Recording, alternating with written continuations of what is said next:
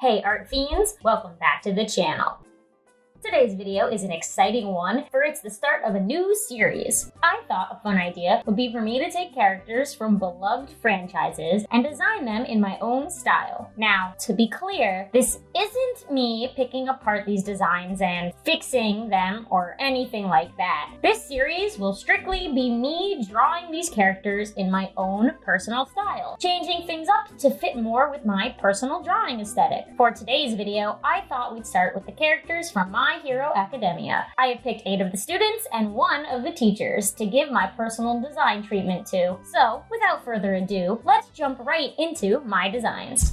First character from My Hero Academia I will be designing has to be the main boy himself, Mirria. My art style takes heavy inspiration from Western cartoons. I use a lot of big, obvious shapes when designing bodies, and the proportions aren't always 100% perfect to human anatomy to help with exaggeration. I also prefer simpler designs, something that is unique but quick to draw, in order to make drawing these characters for future animations a lot easier on me. Mirria is an unassuming character. He's friendly and hyper, but also very soft looking. For my design, I used a lot of circles in his body because of this. The first sketch I did, I didn't really like. It felt a bit too outlandish for Deku, so I took a second go at it and preferred this one a lot more. Mirria has big eyes in his original design, and that worked super well with this friendly design I was going for. His hair is a big poofy mess, and I personally love big fluffy hair on characters. His body continued the circular trend, but I used more rectangular shapes for his hands and feet. Although he looks cute, Deku can beat you up, so I wanted to make the parts of his body he fights with a lot sturdier than a circle is. His feet, being big, also relate to his big red shoes, since they are something on his original design that always stood out to me. I, of course, had to also include his freckles, a vital part to his design. For the outfit, I simplified down the elements into their most basic parts, the knee pads being the best example, changing it from the big clunky, multi-layered piece to this simple, solid shape. For colors, I start by using the exact same colors as his original by eyedropping them. However, I then go through and make some changes based on my own personal preferences. I always like to check how the designs I make look in grayscale, to be sure nothing is too similar a shade to anything else. The dark green of Deku's outfit was too similar to the reds on his outfit, so I went in and lightened it up. I also lightened the silver part around his neck, helping it feel more like metal to me. I also made his hair more saturated, helping it stand out more. Something you'll notice I didn't do was add the black color to his hair design. Although it works in his original design, for my own personal preferences, I found it to complicate things a bit too much for the simplicity I like going for. So that was my design for Mirria.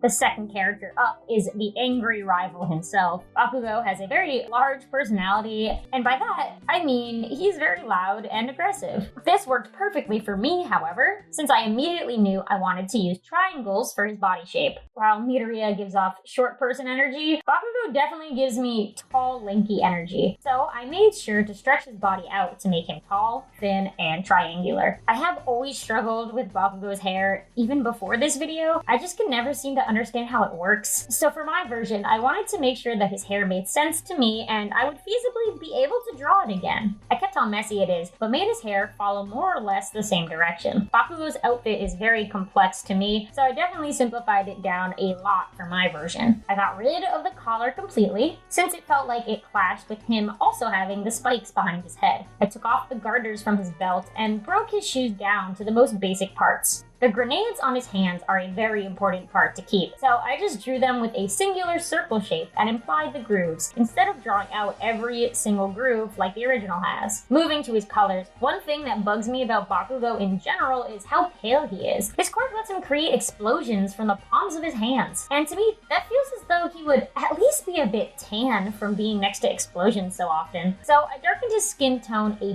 bit. Not so much that he is suddenly a different race, but enough that you can see the effects of his quirk on his body. I then colored everything else the same as his original design, getting a feel for how the colors work together. The biggest thing I noticed was the blacks were a bit too light on him, clashing with the green of his grenades. So I just darkened them up a bit to help them stand out, especially with the light color of his hair. Speaking of hair, I also decided to saturate it a bit as well, making it more blonde and less white. And that gives us my design of Bakugou.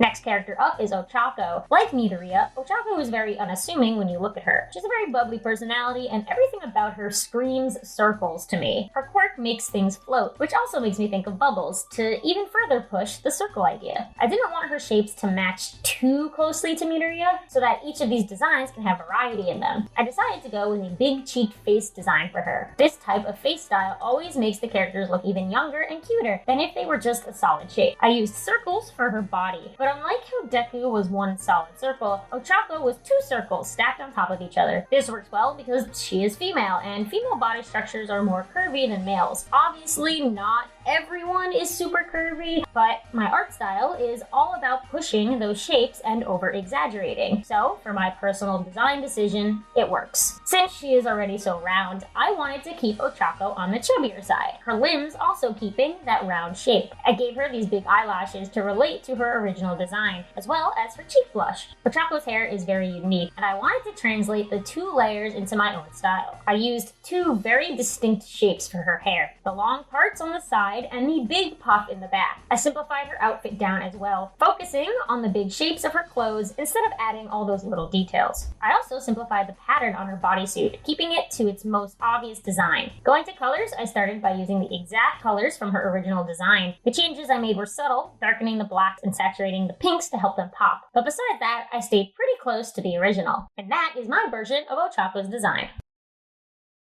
Up next, we have the class president, Ida. Everything about Ida's personality screams square to me. He's not only a large guy with those huge engines on his legs, but his personality is very rigid and rule-following. He's very robotic to me, and mechanical things always translate really well into squares. So for my design, I went full rectangle on his body shape. When I draw characters with glasses, I love for the glasses to be the entire eye shape. This worked perfectly for Ida since his glasses were already rectangular, making his eye shape match the rest of his body. Ida's hair is very swoopy, probably since he runs so fast and it gets pushed back by the wind. So I wanted to keep that energy in my version of his hair. Ida's outfit is one of the more complex of these designs. He is in almost full armor with a lot of extra bits here and there. For my version, I wanted to narrow the armor down to its most basic parts, turning them into large shapes instead of a bunch of smaller bits. I started his colors with the same as the original, going through and saturating some of his blues to help them pop. Making the black of his outfit more blue also helps match to his entire color scheme more, since his whole outfit is already blue and white. I also did this to his hair, giving it a more noticeable blue tone to help us see the colors better. That finished my version of Ida.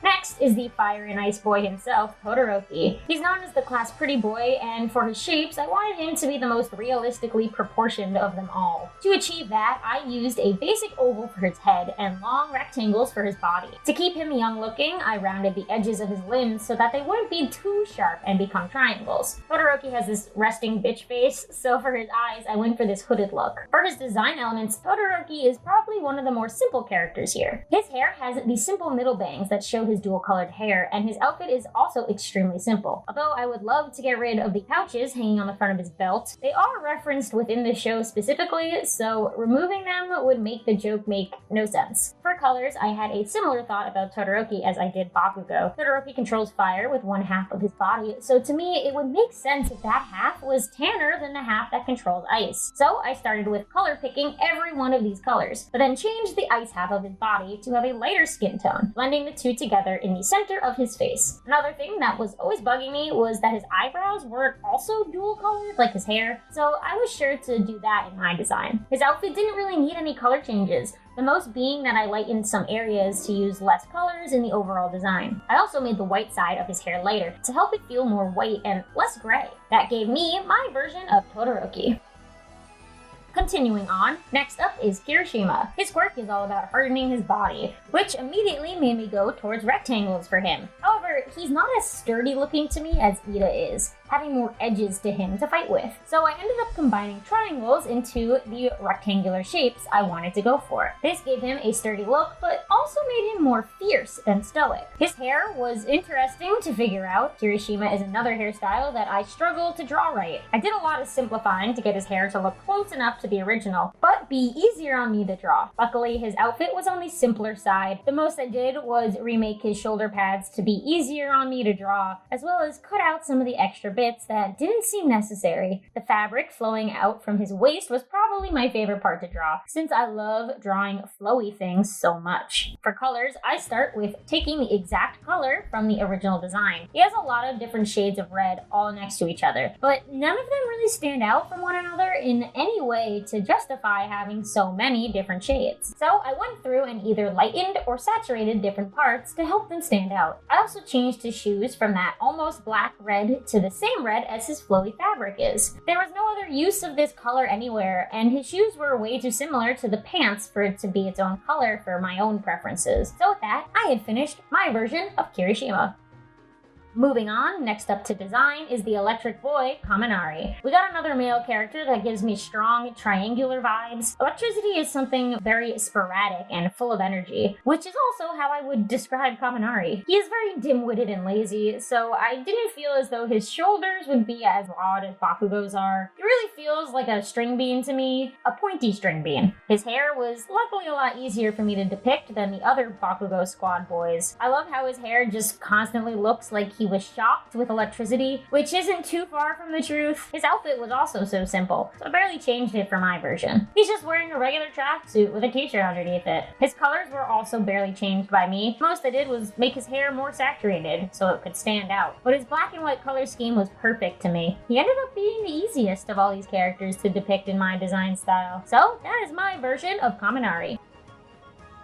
We are now on the last student character that I designed, Mina. Although she gave me round energy like Ocako did, she feels more curvy in her shapes than Ocako was. Mina is a style icon for sure. She exudes fashionable energy, so for her body, I really wanted to use two distinct ovals for her chest and waist to show this. I love really poofy hair, and Mina's hair is exactly the type of poof I love drawing. This goes into her outfit as well, as I love the fluffy collar on her jacket. Mina also has a very simple outfit. A bodysuit with a jacket and big boots. So my design for her clothes were just a simplified version of her original look. For her colors, the one thing that always bothered me was just how similar a shade of pink her hair is to her skin. I personally would love her hair to be a darker and brighter shade than her skin, so she can really pop as the bubblegum queen that she is. This also led me to brighten her skin a bit too, since the original color now felt a bit lifeless next to the brightness of her hair. Her clothes stayed basically the exact same. For the pattern, I went through a couple of splotchy brushes I had until I found one that gave me a nice pattern with just one touch of my pen. So that's my version of Mina. Finally, the last character I designed for this video was All Might. Specifically, his muscular form. Muscles are not my strong suit at all. They are something I still gotta work on more, so doing this form was a challenge for me for sure. The first thing I noticed was how he is just a big rectangle, but with the roundness of a circle added for his muscles. So I planned the chest to be a huge rectangular shape, while the arms and legs were pure ovals to show the muscles. In my design, I ended up using the symmetry tool to perfectly depict him. He is this perfect superhero that everyone looks up to, so having him be perfectly symmetrical seemed to me to be a great way to show just how perfect All Might is supposed to be. His outfit was also one piece, with a few very large shapes on his arms and waist just jutting out. I kept his pattern out of my sketch, as that was something I was going to add in during the coloring phase to simplify it down. For the colors, his outfit was actually pretty well put together for my taste. Everything stood out and felt like it worked well together. The only thing I really did was brighten his hair, similar to what I did to many of the other characters. And with that, I had my version of All Might. That is 9 of the characters from My Hero Academia that I designed using my own personal character design preferences and drawing style. Although I do draw a lot of fan art on my own time, I really get the chance to draw anime characters in a more cartoony way. I personally prefer drawing cartoons over anime, but find myself having to draw anime in order to get people to engage with my art. Doing something like this felt super refreshing, and I had a lot more fun drawing these characters this way than I ever did drawing them with an anime art style. I would love to do more of these types of videos, delving into other characters from completely different series. So if you enjoyed this and maybe have ideas ideas for other series I could take a stab at, please let me know in the comments down below. They don't just have to be anime, they can be from any medium that you desire. You can also find links to my socials and my Patreon in the description box below. There you can see all the other art I make, including some other My Hero Academia drawings I've done in the past. And you can get some special perks by supporting my Patreon. So with all that out of the way, thank you all so much for watching until the end. Like, comment, share, and subscribe. All the things that the YouTubers say. Peace!